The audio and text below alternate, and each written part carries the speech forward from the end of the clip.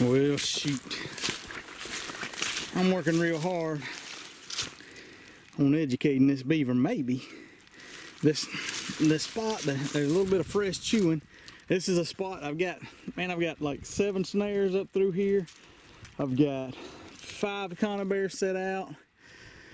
Seeing very minimal sign, but I'm still pretty confident that he's in here, and I'm not using any lure. I'm trying to go real easy, and I guess I need to, there's some roots right here, and so I couldn't get the trap really where I wanted it to. I had it up here a little bit. I'm gonna try to back off. It's a little deeper than I would like, and it's a rock or something, but it's not a good bed like I would like for it to be. But anyway, I'm gonna do something and get this beaver out of here. That right there is why you don't set on carcasses in the south, because there'll be 30 or 40 of them buzzards sitting out there. So you bait stations just don't work down here like they do up north because of the buzzards.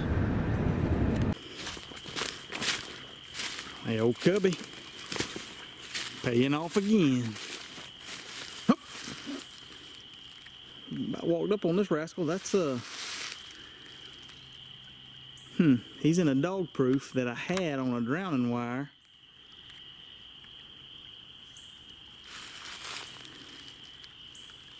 And I ain't sure if he pulled up my stake or what exactly is going on. I think he might have pulled my stake up, because there's, you can see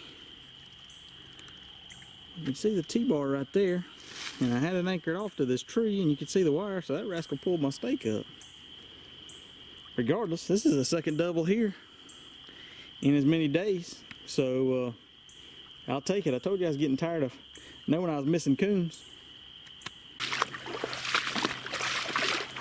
He put up a little more of a fight, but that old Belial still caught him right behind the head. He wasn't going anywhere.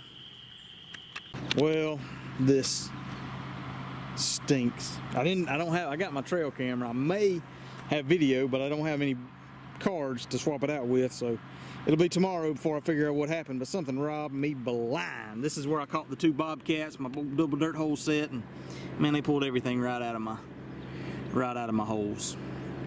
Other than that, that's all we got, the 2 coons. So